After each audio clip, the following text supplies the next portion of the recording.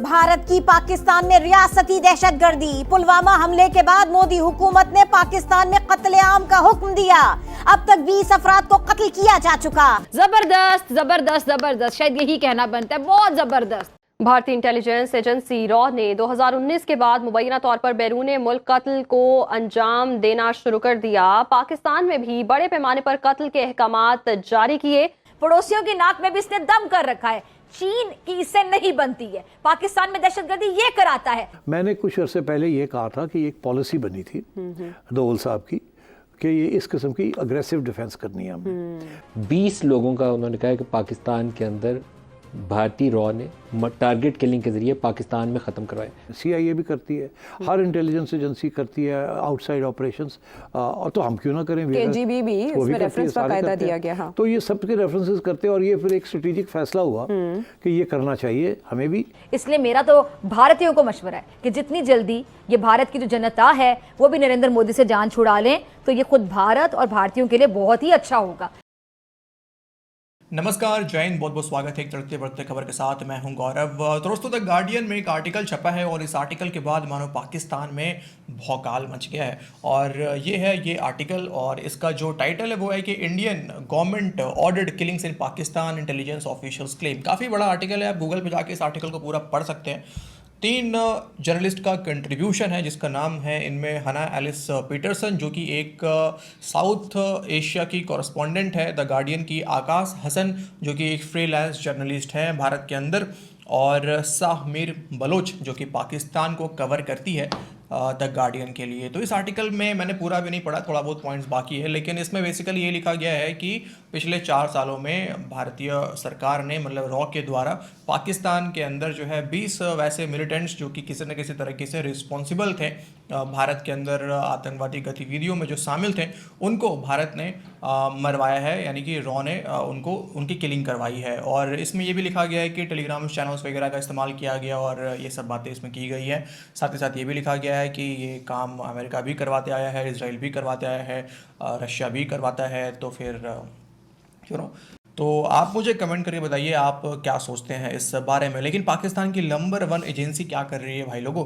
पाकिस्तान की number 1 agency यही कर रही है कि पाकिस्तान की नंबर 1 एजेंसी पाकिस्तानी पॉलिटिशियंस के बेडरूम में, बाथरूम में कैमरे फिट करने में लगी हुई है, क्योंकि उनको चाहिए उनका वीडियो। तो आइए बढ़ते हैं वीडियो में आगे। वीडियो देखिए, पूरा वीडियो है मज़ेदार। आप कमेंट कीजिए और वीडियो को लाइक कीजिए और शेयर कीजिए। मैं ये समझता हूँ कि ये क्रेडिबल एलिगेशंस हैं, क्रेडिबल। जाहिर है रॉ वालों ने, इंडिया वालों ने तो डिनाई किया है। तो इम्पैक्ट क्या होगा इसका? तो इम्पैक्ट ये हुआ है जो कि इस रिपोर्ट में ये कहना है, और ये कि इसके बाद थोड़े से मोहतात हो गए हैं। अच्छा। क्योंकि कैनेडियंस ने पुश बैक किया है, अमेरिकनों ने पुश बैक किया है, UK ने पुश बैक किया है, और अब ये जो गार्डियन में जो आर्टिकल आया है ये पाकिस्तानी पुश बैक है। तो मेरे ख्याल में इससे बड़ा एक सिक्योरिटी के लिए ख़तरनाक सूरत हाल कोई हो नहीं सकती कि एक आपकी हॉस्टाइल एजेंसी जो दुश्मन मुल्क से बिलोंग करती है, आपकी सरजमीन के ऊपर आकर 20 लोगों का टारगेट किलिंग के ज़रिए ख़ात्मा कर चुकी है। वो 20 लोग कौन कौन है उसकी भी पूरी तफसील मौजूद है। जाहिद अखुन है, ये कश्मीरी मिलिटेंट के तौर पर जाने जाते हैं या कश्मीरी रहनुमा के तौर पर कहने जाने जाते हैं, उनका मर्डर हुआ। शाहिद लतीफ़ जैश मोहम्मद से जुड़े हुए हैं, उनका टारगेट किलिंग की गई। ये हिज़्बुल मुजाहिदीन रियाज़ अहमद साहब हैं, इनकी इसी तरीके से लश्कर से बिलोंग करते हैं, इनकी टारगेट किलिंग की गई। पाकिस्तान की बात कौन सुनता? पाकिस्तान पुश बैक कर ही नहीं सकता, because Pakistan is part of the conflict है ना। उनकी तो कॉन्फ्लिक्ट नहीं है उनकी रियासतों की इंडिया के साथ, पाकिस्तान की तो कॉन्फ्लिक्ट है, इसलिए पाकिस्तान की बात कोई नहीं मानेगा। तो ये पुश बैक फिर कैसे हुआ? ये पुश बैक इसलिए हुआ है फ्रॉम पाकिस्तान साइड क्योंकि UK के एक क्रेडिबल अखबार में स्टोरी छपी है। इंडिया की जो एक ग्लोबल ग्रोथ की एक आप कह सकते हैं सर्ज है, इंडिया अब एक ग्लोबल प्लेयर बन रहा है, इंडिया ग्लोबल साउथ का एक लीडर है, इंडिया एक थर्ड वर्ल्ड कंट्री कहीं से नहीं रहा। तो जो एक्सपर्ट्स इस स्टोरी में साइट होते हैं वो कहते हैं कि भाई ये एक जो नया मस्कुलर राइजिंग मोदीज इंडिया है, इन्होंने ये इसलिए किया है क्योंकि ये अब कर सकते हैं। और ये डिसीजन बाय द वे जब लिया गया जब इंडिया ने नहीं बल्कि सऊदी अरब ने जमाल खशोगी को, जो एक green card holder, US permanent resident, तुर्की में जर्नलिस्ट विजिट कर रहे थे। वैसे तो सऊदी जर्नलिस्ट थे, अमेरिकी ग्रीन कार्ड होल्डर थे, मगर टर्की में उनके टोटे टोटे कर दिए गए, उनकी पीसेस उनकी बॉडी के कर दिए गए सऊदी इंटेलिजेंस के ऑर्डर्स पे सऊदी सफारत खाने में। तो इंडियंस ने डिस्कस किया कि भाई अगर सऊदी कर सकते हैं और वो भी तगड़े हैं और उन पे कुछ नहीं कोई नहीं कहता, तो हम भी तगड़े हैं, तो हमको भी ये करना चाहिए। मगर इंडिया की जो किलिंग स्प्री है वो ट्रूली ग्लोबल है, और according to this story Canada, US और पाकिस्तान में अब उसकी छाप है। अब पाकिस्तान का शायद मौकफ इसमें वैलिडेट हो, शायद लोग पाकिस्तान बामुकाबला इंडिया जो है मौकफ देखें, मगर पाकिस्तान क्योंकि एक बड़ा प्लेयर नहीं है और पाकिस्तान के पास क्रेडिबिलिटी गैप है, पाकिस्तान जो बात करता है स्पेशली इंडिया के मुतालिक लोग नहीं सुनते, क्योंकि पाकिस्तान की बातें इंडिया बमुकाबला इंडिया जो है पाकिस्तान की क्रेडिबिलिटी कम है। देखिए, डिस्पाइट एक चीज ये होती है, देखिए इंडिया को बड़ा जबरदस्त एक चीज मिली है, वो क्या?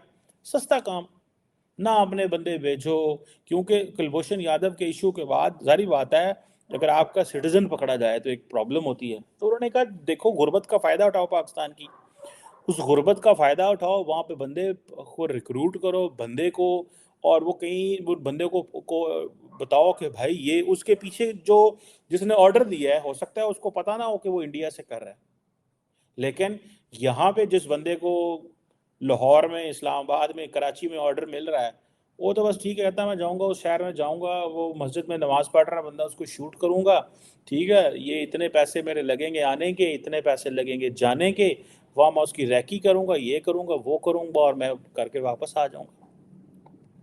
अब इंडिया का जो कई एनालिस्ट हैं वो ये कह रहे हैं कि भाई आप लोग जो है ये गटर जर्नलिज्म कर रहे हैं, बरतानवी जो मीडिया हाउसेस हैं और ये जो लेफ्टिस्ट हैं ये मिल गए हैं पाकिस्तान के साथ।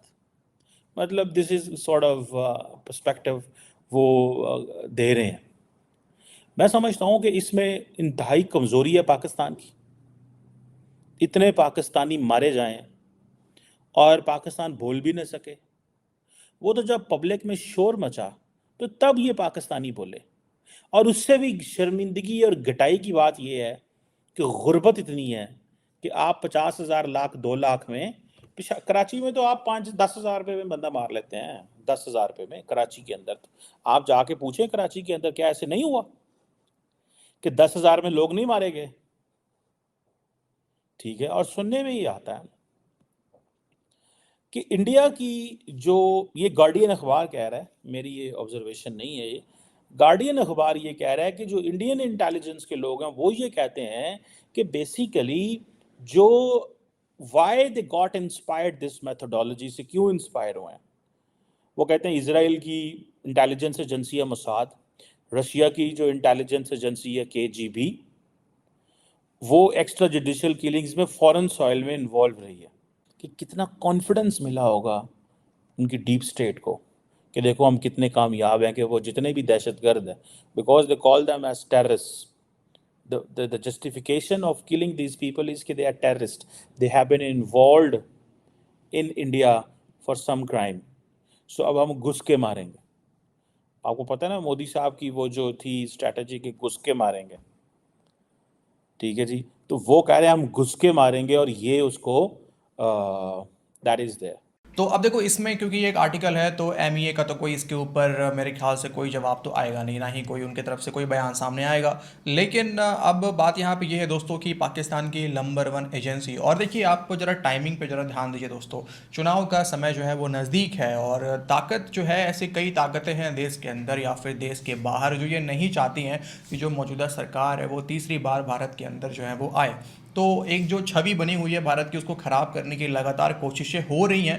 आप कनाडा को देख लें, आप अमेरिका की तरफ से कुछ बयान सुन लें, हालांकि अमेरिका की मजबूरी है भारत के साथ रिश्ते ठीक रखना क्योंकि उनको चीन को काउंटर करना है, तो भारत के पास भी एक ऐसा स्क्रू है अमेरिका का जो कि कभी भारत टाइट कर सकता है। तो यहाँ पे अमेरिका की तरफ से भी लगातार बयान आता है उनके स्पोक्स पर्सन की तरफ से कि भारत जो है इन्वेस्टिगेट करे, पन्नू वाला केस, ये वो आप सब तो जानते ही हैं, खालिस्तान का मैटर।